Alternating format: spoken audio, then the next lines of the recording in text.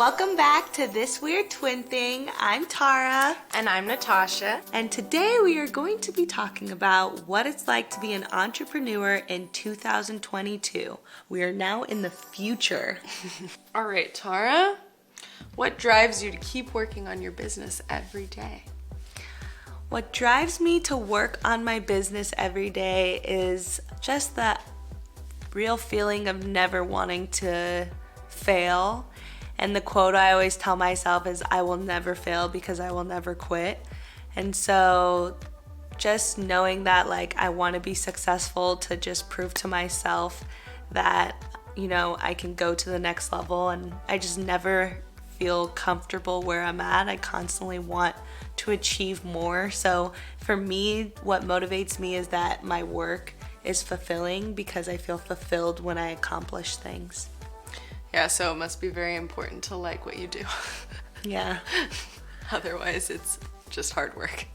Yeah, but like also when you can find things about what you're doing now, and it's all about how you look at what you're doing now. Because like, for an example, I remember when I first was getting over the fear of like pitching to people, or even the fear of like meeting new business people that might be way more successful than me.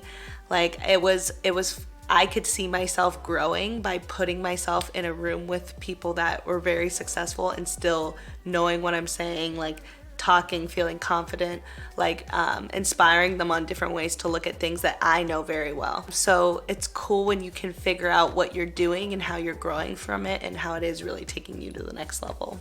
That's really cool. I'm actually curious too, like how did you get that confidence to pitch in front of like a room full of like successful people when you were starting out? Because I know you did that a lot. Yeah, I remember like I would always have like really cool ideas. I've always been someone that's more of like a visionary. Like I can really see the future of where things should go very well.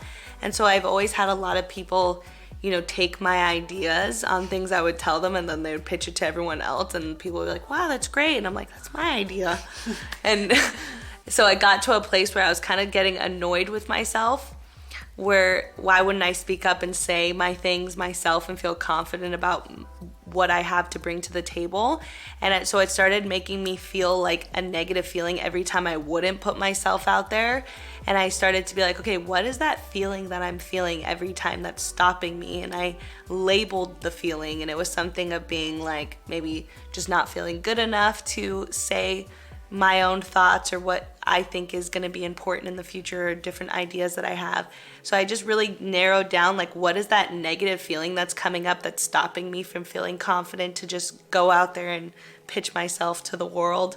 And I labeled that feeling, and then once I could label it, it started to get a little bit more out of my blind spot, so I could see it a little more. I'm like, damn, maybe I don't feel good enough to talk about like what, you know, I know and things like that. So once I really was able to see that in myself, I was able to then work on it. And so I started working on that aspect of myself when I was probably like 20 or 21. Yeah, and then I really started to be like, okay, today I'm just gonna push myself to talk. And so I was like, I'm just gonna force myself. I don't care how scary it is. And I remember I was pitching an idea to all these guys from like Dubai, these like rich billionaires from Dubai, on this idea I had, and I had like my pitch deck and everything, and I just like forced myself to be the one to talk about it, and I just put myself in like the feeling of why I care about it. And I didn't so much come from a place of being like so businessy, but more from a place of like being myself and how I would be with my friends when I'm talking about what I care about with the people I'm closest with. And I really tried to do that with people no matter who they were. So yeah, it's been cool. And even sometimes I forget how good I've gotten at it comparatively to how I used to be, but it's kind of just really recognizing like what is holding you back and like staring it in the face, you know? I love that. Yeah, because I feel like a lot of people, the reason they always want to work with her is because they have more of a human connection with you, because you don't just make it so corporate-y and boring. Like you actually connect with them on a personal level, which is really cool. But I remember when you were first starting out and you were in the influencer space, it wasn't as popular before. And what drove you to like keep sticking to something that a lot of people at that time kept thinking like, are you sure you should be doing this? Yeah. Yeah, I'm not sure. I think I've always been fascinated by like what everyone else cares about, and people really care about, you know, celebrities. And when I saw influencers and I saw the ability to like gain a following, I thought that was kind of just fascinating to me. And it was obviously very new and people didn't really respect influencers back then. But I just really could see the vision. Like I said, I've always kind of, I guess, been more of a visionary of where things could go. And so it inspired me. And I knew I was on social media so much and I was spending so much time trying to learn it. So I was like, if I'm going to be learning this, I need to make money from it because it was taking so much of my time. And I just remember that thought very distinctly. And then I was like, okay, I need to figure out how to work in social media. I guess it's just, you know, getting drawn to something. And then if you're drawn to it, knowing that there's probably something there. That's smart. Yeah. So if there's something that you're already very into and you're already spending a lot of time on, maybe get to know that a lot better. Maybe make money from it. Yeah. That's sick. What jobs and experiences have you done that you feel like helped you out today run your own company?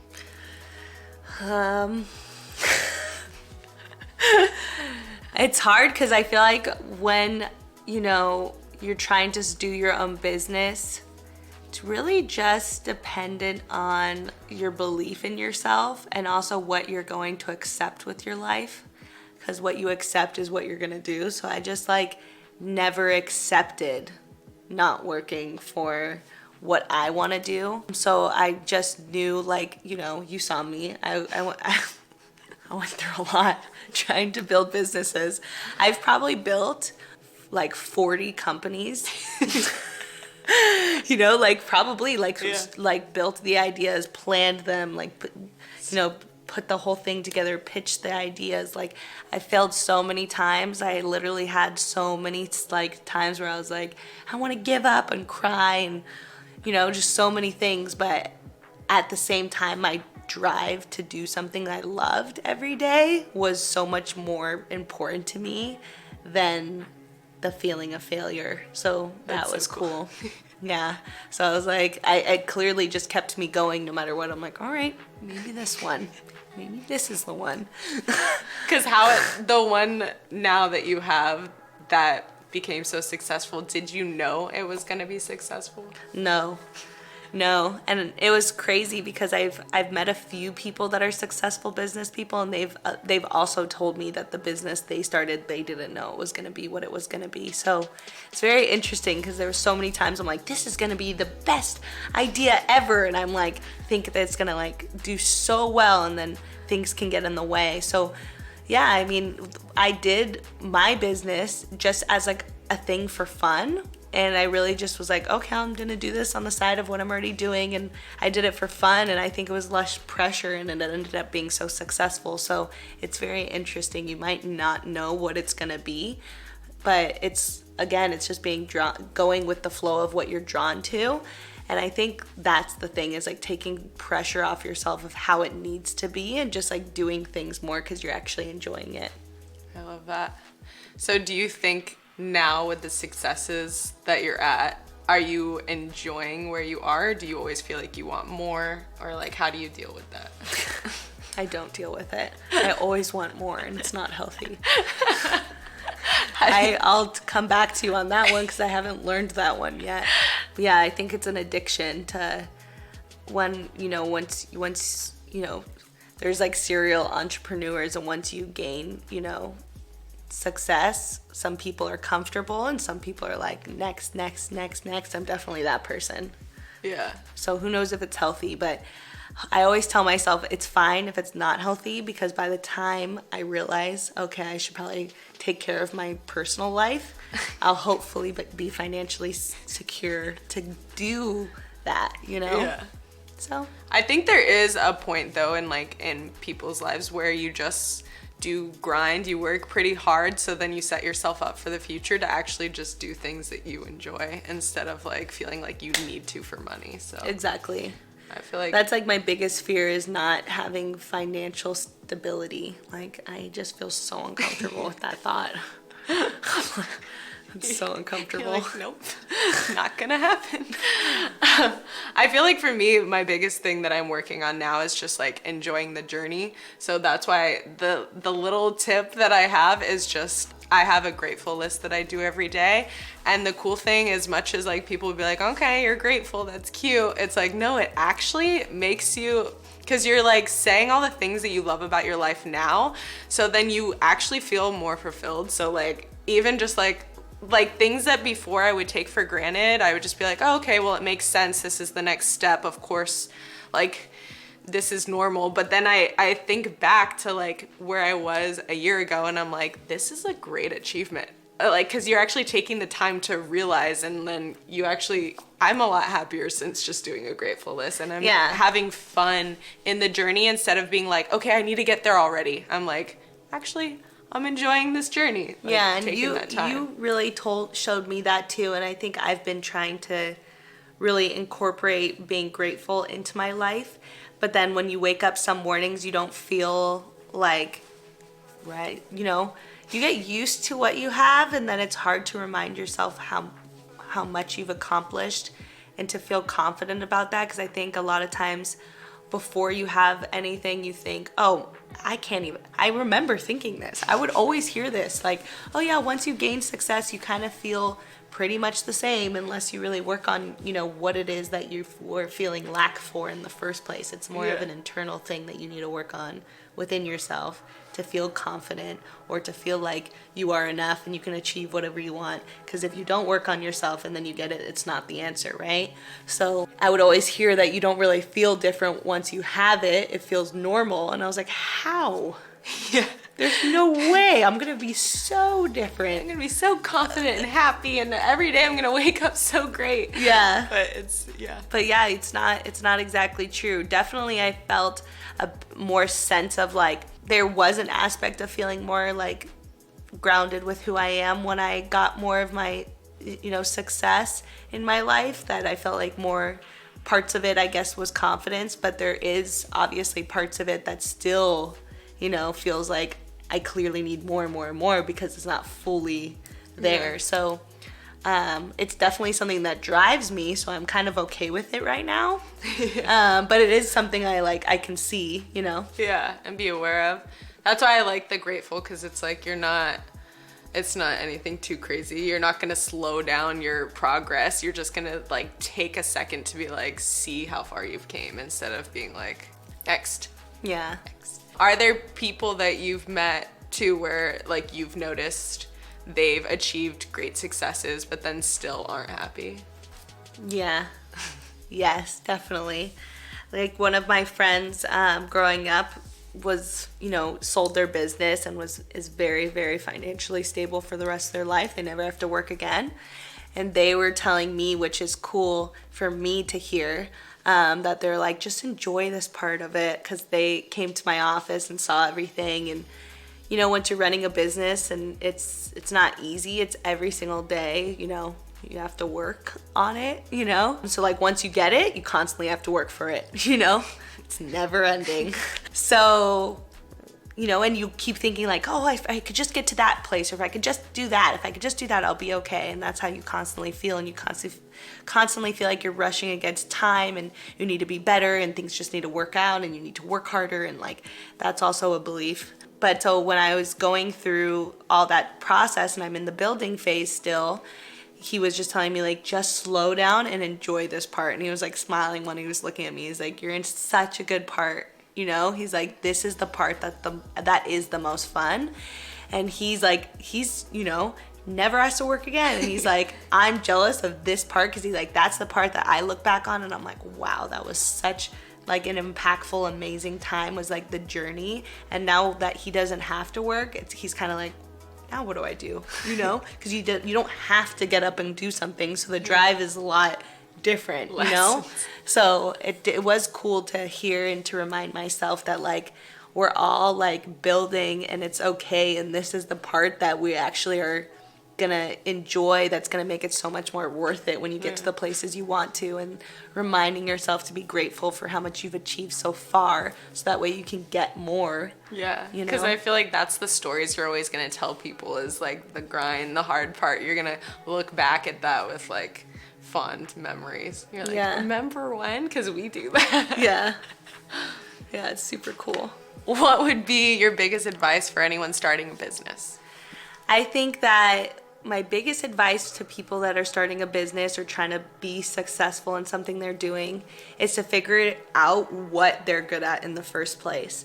I think a lot of people, and I've seen it a lot after building my business, and I have a lot of business partners that my company works with. Like, we work with a lot of talent, and so I consider them my business partner. And so I see that very quickly, you know, as them being their own business too, a lot of people start to feel like, oh, I can do everything. And what I used to be that person too, and it limited me so much. Like, if you're trying to learn every single aspect of everything, you have to stop for a second and be like, okay, what is my good qualities? Like, what am I great at? And maybe there's something you're fascinated in and you want to learn to be better at, then yeah, you should do that if that's something you want to be in the future. But if you're trying to, like, you know, be the content team, be the salesperson, be the person that, you know, is the admin, being the person that, you know, if you're trying to be all aspects of your business, obviously maybe at first when you're starting a business and maybe you don't have many resources, you're learning those things. But as soon as you can give off a piece of something you're just not great at, or it's kind of slowing you down, the better, because you're gonna get to the next level quicker.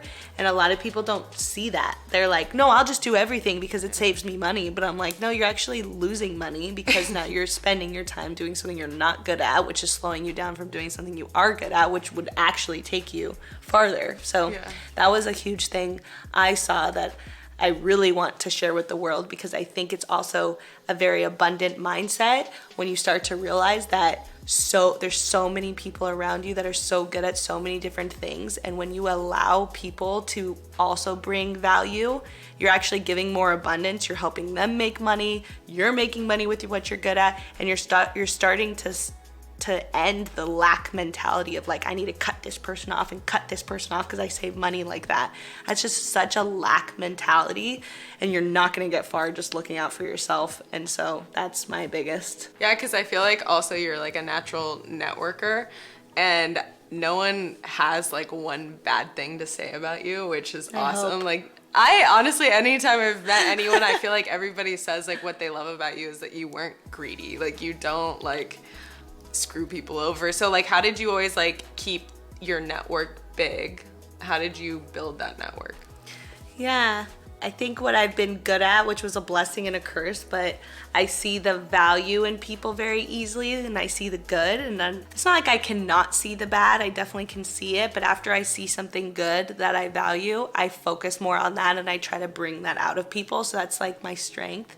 And I can like really do that. So I think that's why I work with so much talent, is because I can see where their value is, and I can help them see it within themselves and help them shine in those ways. But then in business, sometimes that screwed me over, because I can see the good in someone and I'm like, come on, you can be this. And sometimes people aren't gonna be that, and sometimes they are gonna let you down, or, you know, those negative aspects are gonna come out. So sometimes I realize I have to have balance, but in a way it's helped me build my network a lot bigger, because I can see value in people and it makes them feel happy maybe to be around me.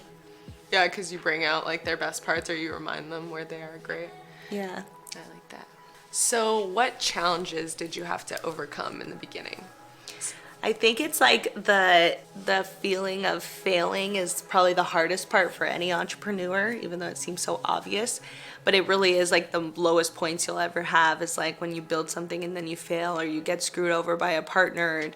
It just is like a really sad thing. And I see a lot of people that own businesses that are like, oh, my partner's not doing this, and they have to figure it out, and they're just not having good working relationships. And that's probably like the saddest part about business that I see.